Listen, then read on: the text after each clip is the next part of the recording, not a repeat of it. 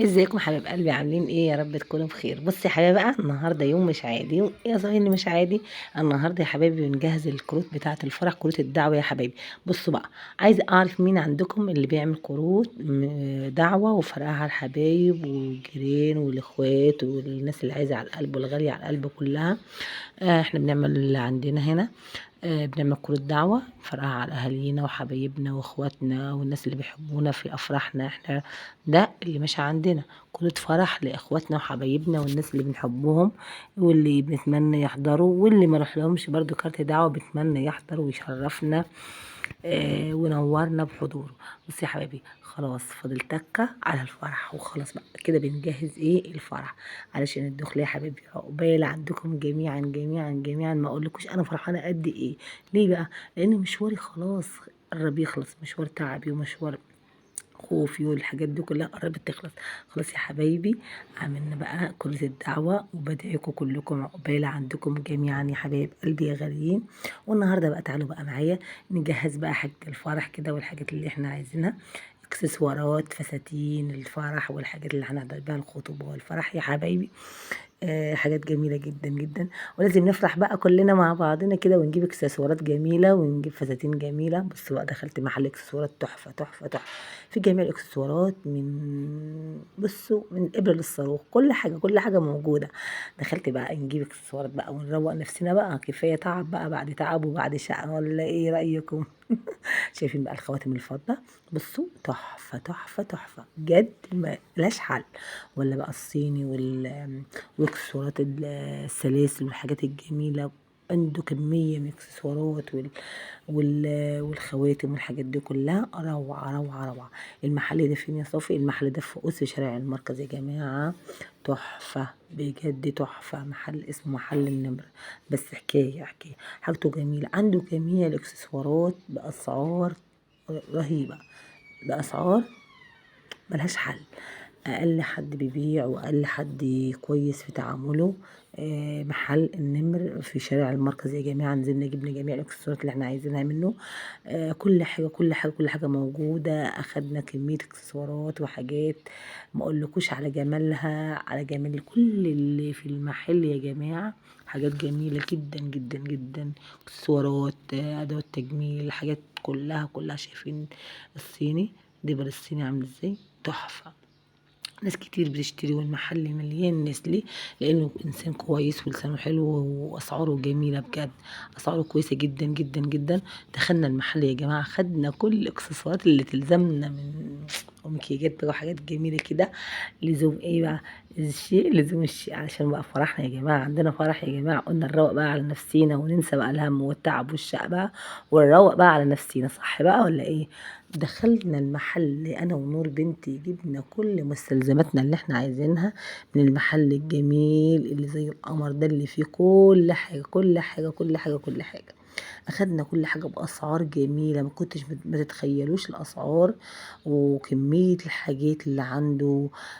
نظارات شمس، منكرات، كريمات، عطور، كل حاجه، اكسسوارات، كل حاجه كل حاجه موجوده. بصوا حلقان بقى تحفه تحفه تحفه. شايف نور البنت بتحط الحلقه على ودنها ازاي؟ قمر يا ناس، عسل يا ناس، وربنا قمر. حاجه كده جميله تحفه تحفه تحفه. قلنا بقى نروق على نفسنا يا بنتي يا صافي، ويلا يا بنتي نور ننزل كده ونروق نفسنا. وكمان مكة معانا كمان، شايفين قصة غنونة؟ شايفين بنجيب لها، جبنا لها حلقان وجبنا لها حاجات جميلة عشان الفرح. والله العظيم يا جماعة، بص الواحد فرحان بقى بعد تعب وبعد شقة وبعد شغل بقى في الشقة معاكم كل تفاصيل الشغل. بصوا بقى، اتهد حيلي اتهد حيلك يا بنت يا صافي. بس الحمد لله طلعنا بنتيجة وخلصنا شقة العريس. وعقبال عندكم جميعا يا حبايبي يا غاليين تحضروا بقى معايا الفرح كده وفيديوهات الفرح والفرح. والناس البعيد اللي ما تقدرش تحضر تشوف فيديوهات الفرح ان شاء الله معانا على خير يا رب العالمين. يسعدكم بقى ويوسع عليكم ويرزقكم يا ربي. بصوا بقى، نور اختارت الحلقة الجميل ده، اكسسوار تحفة تحفة تحفة تحفة التحفة، ما اقولكوش على جماله. بصوا بقى، ايه الجمال ده يا بنتي يا نور؟ وجابت بقى حاجات جميلة وخواتم وحلقان وحاجات حلوة خالص. وكرمة ابني ربنا يخليه لي يا ربي، قال لي هديتك يا ماما دبلة جميلة اجيبها لك اهي في ايدي يا جماعة. بص اول ما دخلت المحل كريم جاب الدبلة دي والخاتم ده. نور جابتهولي، ربنا يخليهم ولادي حبايب قلبي.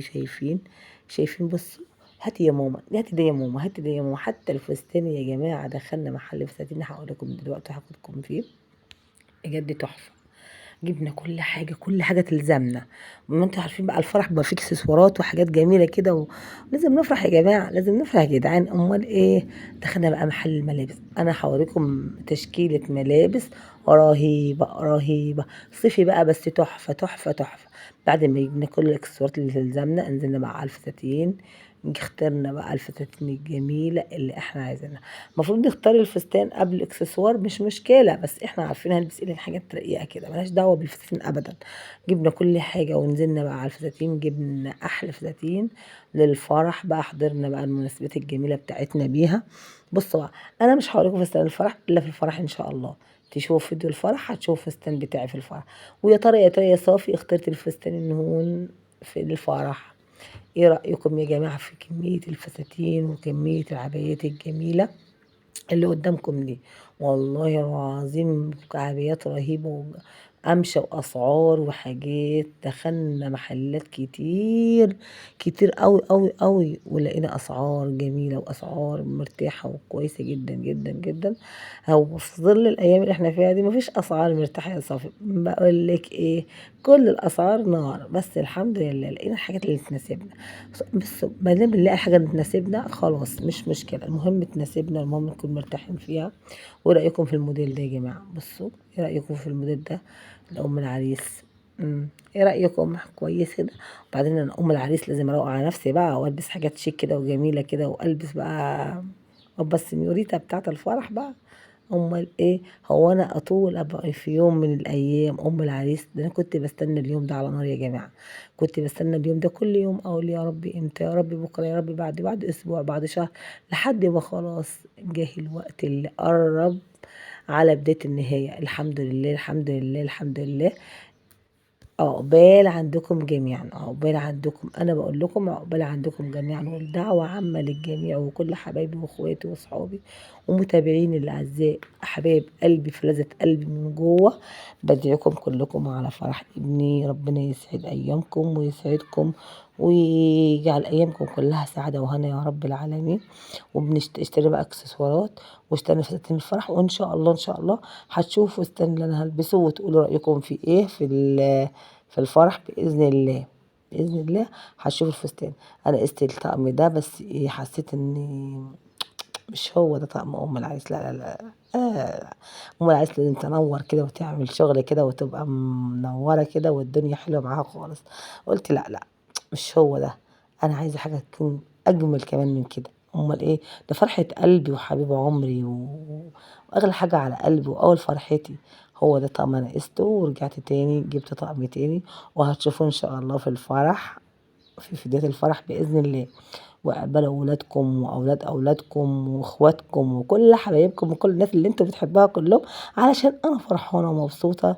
أحب أفرح حبايبي وإخواتي وأحلى متابعين في الدنيا اللي غالين على قلبي. بتمنى تقولي ألف ألف ألف مليون مبروك يا صافي على الفرحة الجميلة اللي انت حاساها وفرحانة بيها.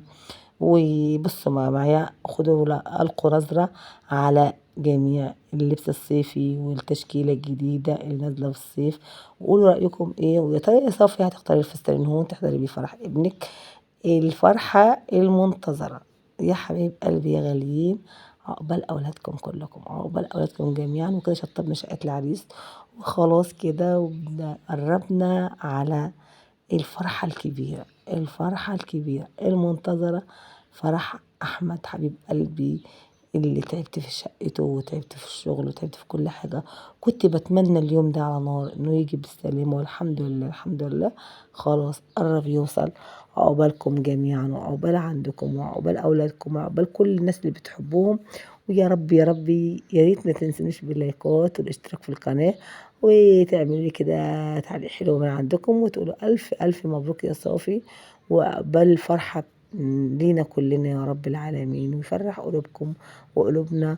وايه رأيكم في التشكيلة الصيفية ديت يا جماعة؟ بصوا، دخلت محل تاني فيه تشكيلة تحفة تحفة تحفة. يلا باي، نورتوا.